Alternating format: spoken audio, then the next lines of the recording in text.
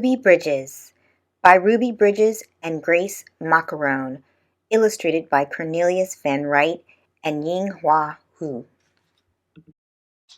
This book is dedicated to Lucille and Avon Bridges for having the strength and courage to take a stand.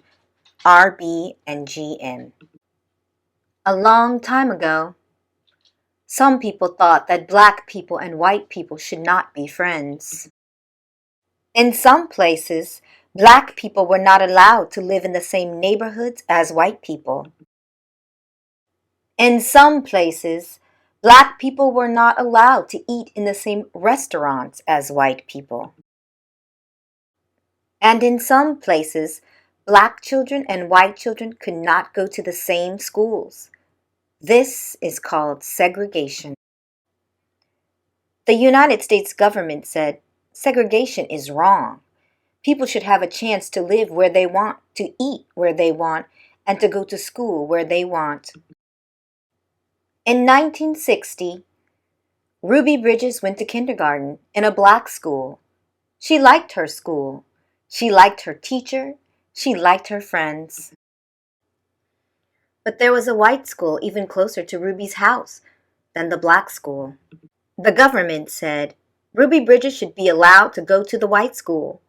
The school was called William Frantz Elementary School. In 1961, Ruby was in first grade. Ruby's mother took her to the Frantz School. Two marshals went with Ruby and her mother to make sure that they would be safe. Some people did not want Ruby to go to the white school.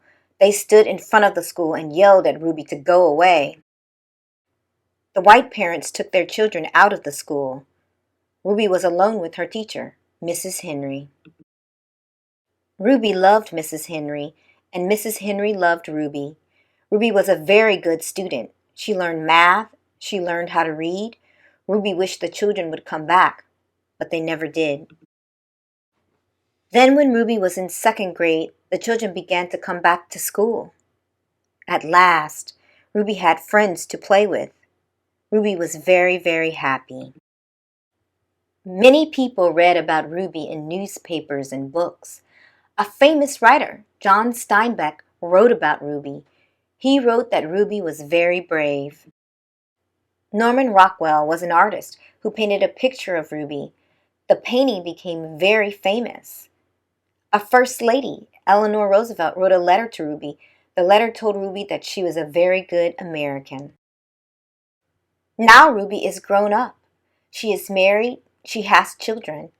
In 1996, Ruby and Mrs. Henry were both asked to be on a TV show. That was the first time they had seen each other in 35 years. Now they are together again. Because of Ruby Bridges, black children and white children can go to the same schools now. Ruby likes to visit schools. She tells her story to children and tells children that black people and white people can be friends.